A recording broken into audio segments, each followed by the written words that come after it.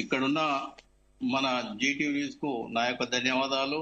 మరి ఈ గ్రూప్ లో ఉన్నటువంటి ప్రతి ఒక్కరికి పేరు పేరున ధన్యవాదాలు తెలియజేస్తూ, ఎందుకంటే మన ఇండియా లోపల ప్రతి ఒక్కరు కూడా ఉండొద్దని కాదు ఇక్కడ. ఎందుకంటే 1985 లో కూడా అప్పుడు ఊళ్ళల్లో ఏ పని చేసుకునే వాళ్ళు వాళ్ళకు వృత్తులు ఉండే. తర్వాత డెవలప్మెంట్ అయిపోయిన తర్వాత ఎక్కడి వాళ్ళు కూడా హైదరాబాద్ లో వచ్చి డెవలప్మెంట్ శ్రీకారం చుట్టారు.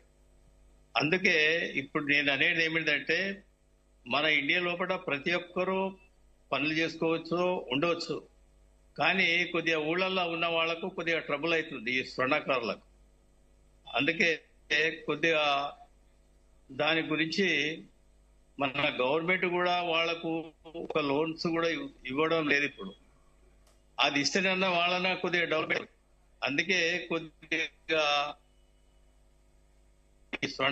ఈ సొసైటీ చావు బతుకులలో చాలా ఉన్నారు. అందుకే ఇప్పుడు మార్వాడీలతోటి మాకు వ్యతిరేకం కాదు ఇక్కడ. ఎందుకంటే ఊళ్ళల్లో పనులు లేక చాలా ఇబ్బంది పడుతున్నారు. దాని గురించే కొద్దిగా ఇబ్బందికరంగా ఉన్నదని నా ఉద్దేశం. అయితే జగన్నాథ్ గారు, ప్రాబ్లం ఓకే. ఎందుకంటే కుల వృత్తులు చేసుకునే వారికి ఇబ్బందులు ఉన్నాయి. రాను కుల వృత్తులు కురిసించి నశించిపోతున్నాయి. ఇదంతా కూడా ఆందోళన కలిగించేటటువంటి విషయమే. కానీ దానికి పరిష్కారం ఏంటి? ఏం చెయ్యాలి? ప్రభుత్వాల నుంచి ఏ సహాయం పొందాలి? పార్టీలు మద్దతు ఏ రకంగా తీసుకోవాలి? ఈ అంశాన్ని వదిలేసి ఇతర వర్గాల మీద నిందించడం, వారి వల్ల ఇలా జరుగుతుంది అని బాధపడడం ఎంతవరకు కరెక్ట్? ఎందుకంటే తెలంగాణ సమాజం నుంచి ఇతర రాష్ట్రాలకు, ఇతర దేశాలకు వెళ్ళి చాలా మంది బతుకుతున్నారు. తెలుగు వాళ్ళు అన్ని చోట్ల ఉన్నటువంటి పరిస్థితి. దాదాపు కొన్ని దేశాల్లో తెలుగు వాళ్ళదే డామినేషన్ అని మనం గర్వంగా చెప్పుకుంటున్నటువంటి పరిస్థితి ఉంది. అలాగే గ్రామాల గురించి మీరు మాట్లాడుతున్నారు, గ్రామాల్లో అన్యాయం జరుగుతుందని. గ్రామాల నుంచే పట్టణాలకు వచ్చి చాలా మంది బతుకుతున్నటువంటి పరిస్థితి. ఎక్కడ వాళ్ళు అక్కడ ఉండాలి, ఎక్కడ వాళ్ళు అక్కడే ఉండాలి, ఎవరి పనులు అలా చేయాలనుకునేటటువంటి సిచ్యువేషన్ ప్రెసెంట్ కంటిన్యూ అవ్వట్లేదు కదా.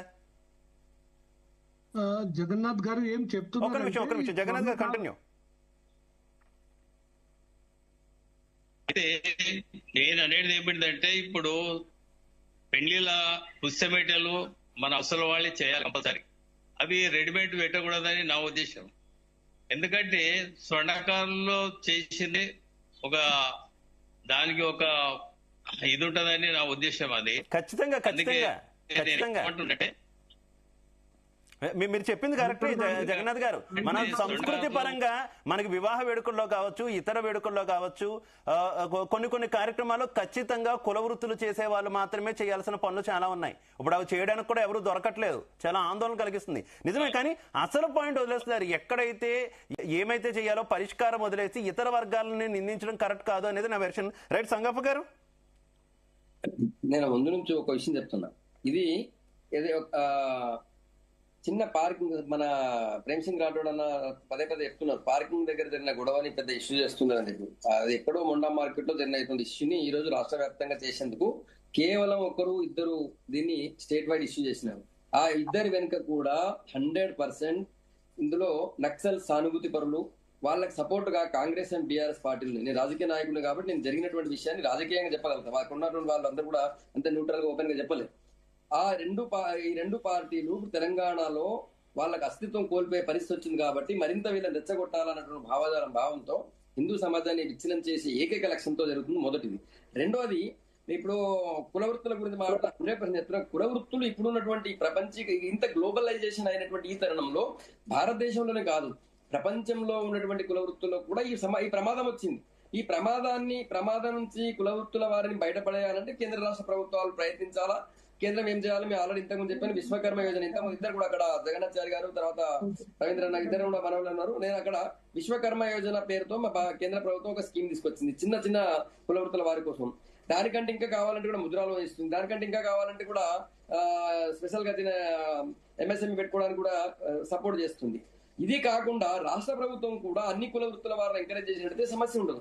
సింపుల్ ఒక ఎగ్జాంపుల్ చెప్తా. ఊర్లో మనం గ్రామాల గురించి మాట్లాడుతున్నాం, మండల కేంద్రం గురించి మాట్లాడుతున్నాము. మండల కేంద్రాల్లో ఇంతకుముందు మోచీలు అద్భుతమైనటువంటి చెప్పుల షాప్ పెట్టుకొని చెప్పులు కుట్టుకుంటూ నడుస్తుండేవారు. ఈరోజు ఏమైంది? నేషనల్ ఇంటర్నేషనల్ బ్రాండ్ చెప్పులు బూట్లు కూడా మండల కేంద్రానికి పోయినాయి. వాళ్ళ కుల వృత్తిని దెబ్బతీసింది ఎవరు? ఇప్పుడు మనం ఇంగ్లాండ్ ని, బ్రిటన్ ని, యుఎస్ ని తిడదామా? జర్మనీ, జపాన్ ని తిడదామా? కాదు కదా.